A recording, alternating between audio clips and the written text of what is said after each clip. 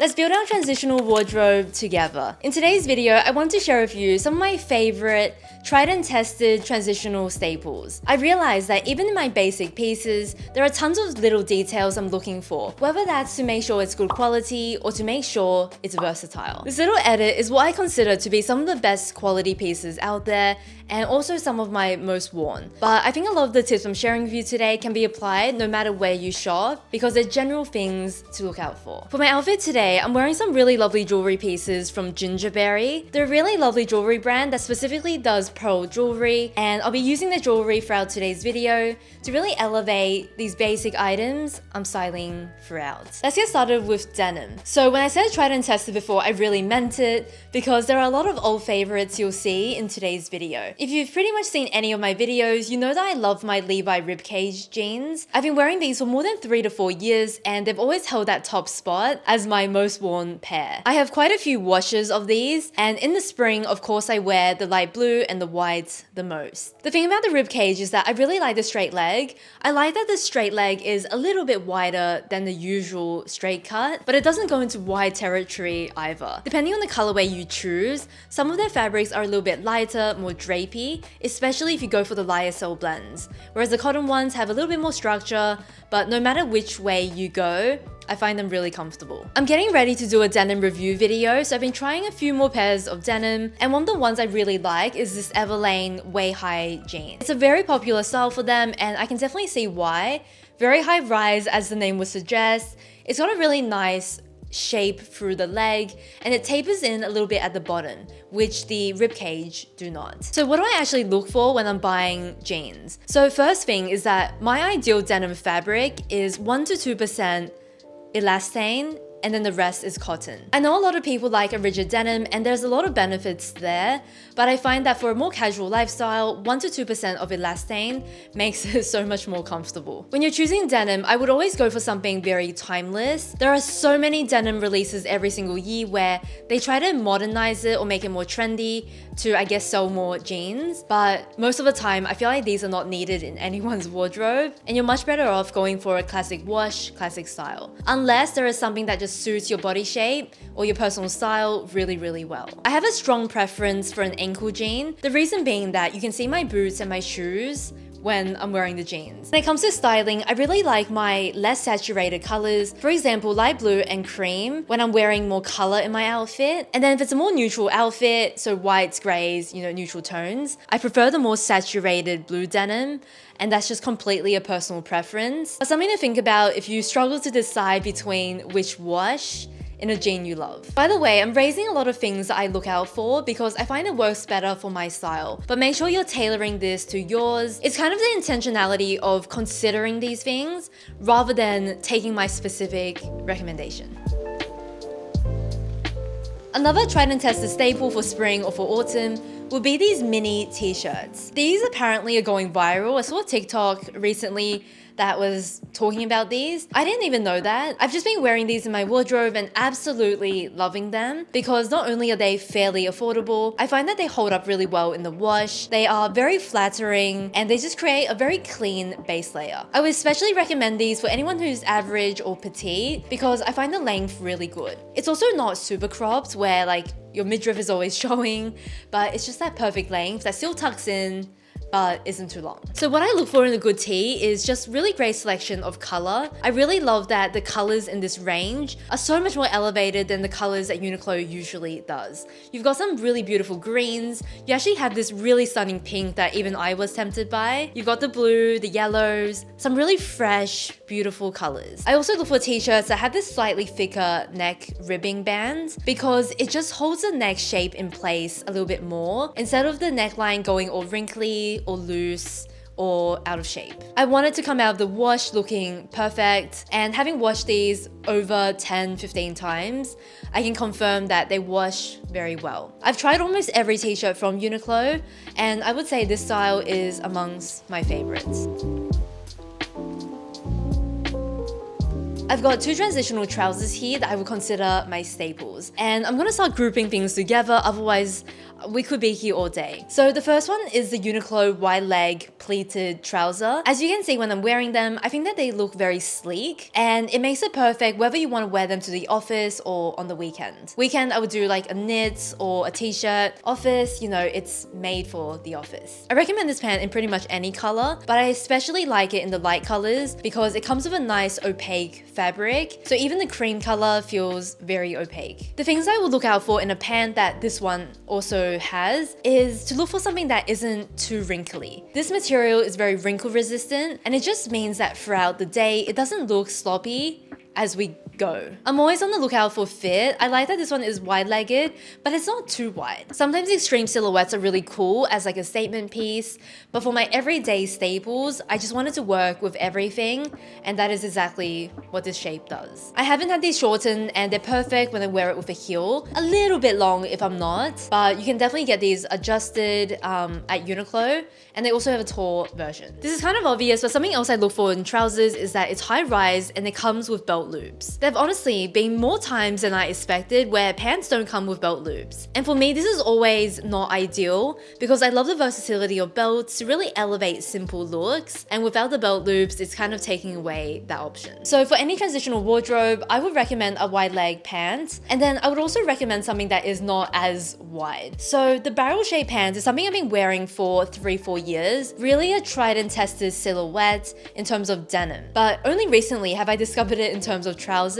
And I really love this shape. I know that this shape is not for everyone, but basically here, what I'm suggesting is a wide leg pant and then something less wide. So with this pant, what I was looking for was something that had good drape. It has the most lovely movement and weight to the fabric, and I think that makes all the difference when I'm looking for pants. If something is too lightweight and it doesn't drape, I find it usually not as luxurious feeling. And then when something has no drape at all, I sometimes find it a little bit boxy, maybe a little bit heavy and lacking in movement. So drape with a bit of weight is my absolute favorite combination. It does have some fun, very large pockets at the front, very useful, but it's definitely an aesthetic depending on whether you like it or not. We've got belt loops, making it more versatile, and the thing I have to appreciate about this pant is that it's short. Because of the shape, it's a little bit hard to tailor it had it been very, very long. So for petite girls, you will love this pant. If you're taller, I probably wouldn't recommend them because the shape of it just comes too short. Throughout today's video, I've been wearing and styling a lot of pearls, and all of the pearl pieces I'm wearing are from Gingerberry. Some of the reasons that I really like pearl jewelry is that I feel like they have this illuminating,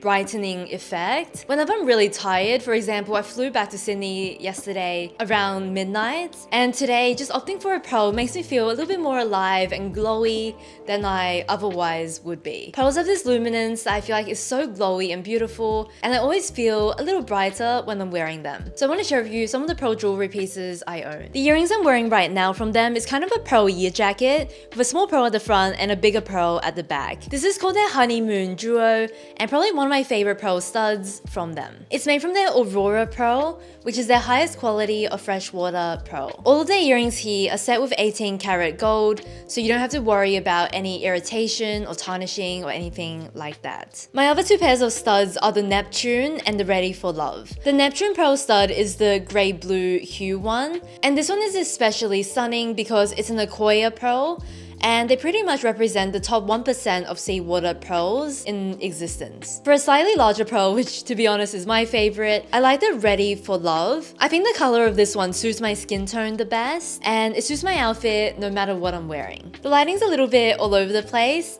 but the necklace I'm wearing right now is their ash blue. So this one is a mix of their Aurora freshwater pearls and an Akoya pearl. What I love about this one is that it can create different looks. So you can actually adjust the position of this and basically create a longer lariat, or you can adjust it and basically wear it like this. Super versatile, not to mention beautiful with the two types of pearls and the two colors of pearls. And then finally, we've got the Starry Night, also set in 18 karat gold and Aurora pearls. Similar to the one I'm wearing, you can also adjust this to wear it as you would a normal necklace, or you can turn it into a lariat, and I find that so versatile to create different looks. The chains on these necklaces are very minimal and delicate, so it almost makes the pearls look like they're floating, when you're wearing them. If you've been thinking about adding some pearl jewelry to your collection, I do have a 15% code with them when you use Helen15. You can read more about all of these pieces as well as the specifications for the pearls on their website below, and I'll link to all the pieces I'm wearing.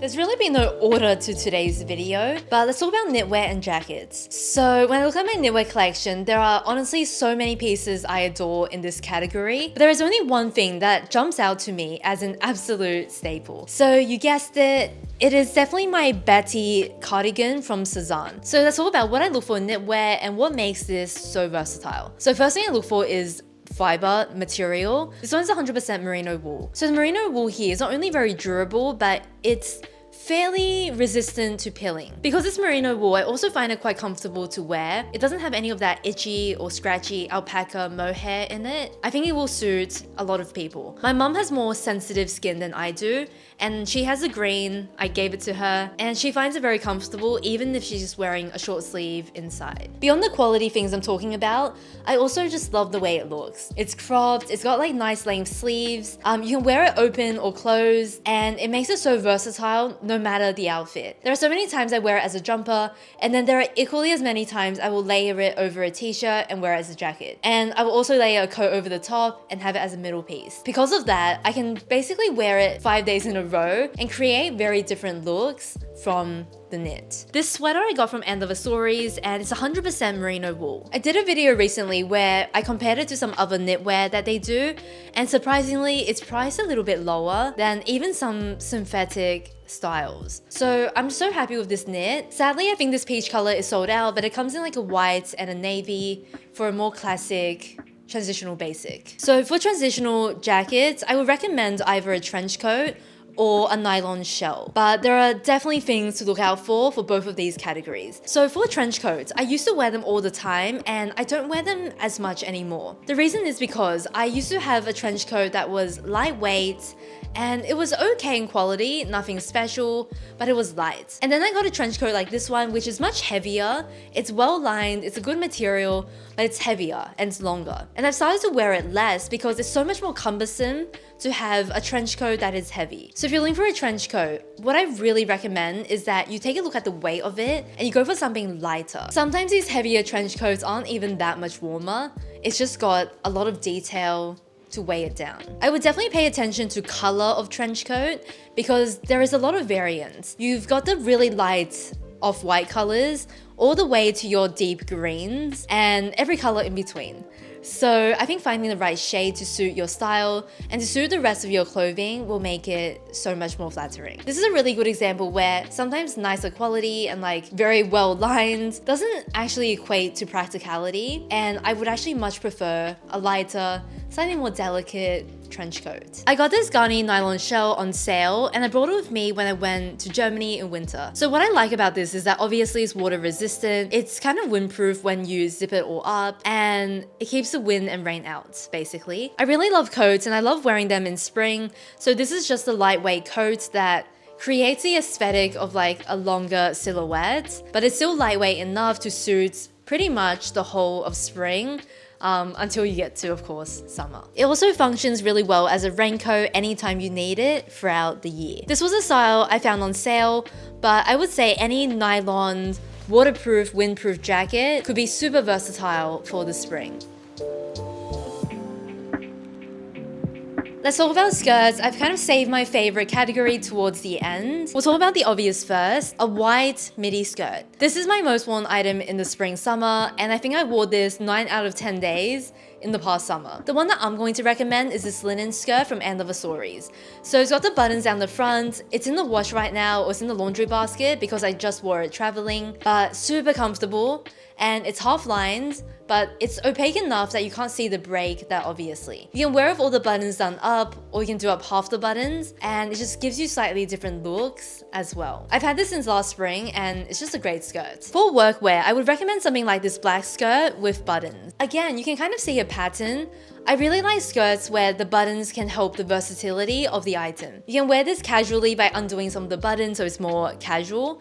And then you can also do it up so it's more of a pencil design or like straight design.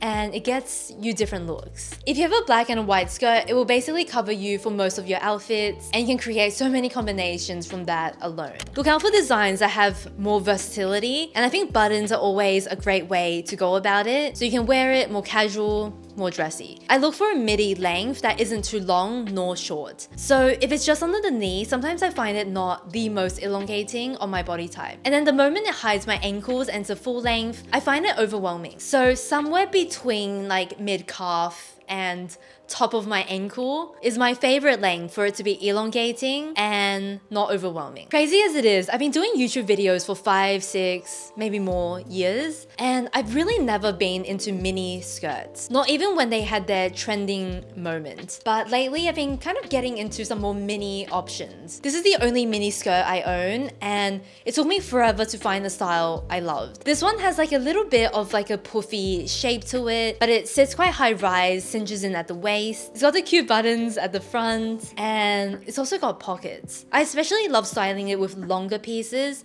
for example, a longer coat, and I love that difference in length. I also like to wear it with tights and then some boots. That's probably always how I've worn it so far. As an alternative, if you're not very comfortable with mini skirts, I always recommend the Skort. You know, shorts at the back, skirt at the front. One of my favorites because it's so easy and you don't have the mini skirt problem. This skirt here is from the Australian brand Aurora. And then with Skorts, I find that Sandro and Marge do a lot of these. So keep an eye out for their sales especially, because I wouldn't recommend these two brands unless it was on sale. I do love their shorts and Skorts, but a lot of the times I find their quality a little bit lacking, especially compared to the price. Aurora is an Australian brand and everything they do is super high quality and just top notch. It's taken me almost 6 months to find a skirt I really love, and this is what I'm basically looking for. High rise is number one. I find that if something is low rise and it cuts me off again here, like it cuts me off at 2 places, I find it really unflattering. So high rise is essential. And then it comes down to length. The truth is, mini skirts look best when they are mini. The moment they get into that like longer length, I find it less flattering. Which is why if you're not comfortable with a very short skirt, I would definitely recommend going for a short or a Skort, because that shorter length is just a little bit more flattering. Again, this is something I noticed for my body shape, and you can definitely adapt this to what you find works for you. The next thing is weight of fabric. I do not want to wear a lightweight mini skirt or anything that is too flowy and unstructured. I live in the windiest suburbs, like high rises everywhere. You can kind of imagine the situation. It's just going to be such a fuss, like holding down my skirt like every day. So this one is weighty, it's got structure, it makes it very effortless to wear. I posted this photo on Instagram a while back, and I got so many questions on these pants. It was very surprisingly a barrel-shaped sweatpants, and you guys really love these. I was a little bit surprised. So the reason I got these is because I love the barrel shape, I love the brown color with the contrasting drawstring, and I also like that it was the perfect length on someone petite. If you're tall, I honestly do not recommend these because you'll find them too short. It'll cut off like a capri. Whereas if you're shorter, this is perfect. I find that with sweatpants, when they're a little bit more elevated, it really increases the versatility a lot, because not only do I want to wear it lounging around for like casual outings, I also want to style it into nicer outfits and see what I can do to play up different pieces. And that's exactly how I've been wearing this, not only wearing it casually, but sometimes dressing it up a little bit as well. The item that kind of goes hand in hand with that are sweatshirts and hoodies. These are amongst my favorite pieces to style an outfit with, because a lot of my style leans a bit more put together, like lots of skirts and like little handbags. So it's nice to break up that put together vibe with something more casual. You can definitely find good sweatshirts at many different places, but I have been enjoying the Lululemon Scuba. It's honestly quite unnecessary, but I do admit I like the style. It's got some very nice seams and like ribbing details. It's got a more sculpted sleeve, and then of course the spot for your thumb. And it's just like a nice little detail to have. So it's just got the shape and details down. So when it comes to sweatshirts, what I'm always looking for is not too long, not too baggy. Both of these things will make it feel very casual, whereas I want something to basically take it from casual to more going out. I like, similar to my sweatpants, a more sculpted shape. So whether that means a little bit more structure or just like a cool shoulder or sleeve detail, I like when silhouette comes into play. It absolutely has to wash and wear well. So for all of my loungewear pieces, you know, it goes in the machine, comes out looking perfect, and that's a non-negotiable for something I'm going to wear both at home and out. If it's got some nice seams or zipper details, it's kind of always a bonus. Hope this gave you a little bit of inspiration for your wardrobe, but please do tailor it to you, because I find that everyone's preference and style and lifestyle requirements are a little bit different. Thank you so much for watching today's video. If you wanted to check out Gingerberry for some of their pearl pieces, I will link to everything down below, as well as that code down below as well. Have a lovely week, and I'll see you next one. Bye.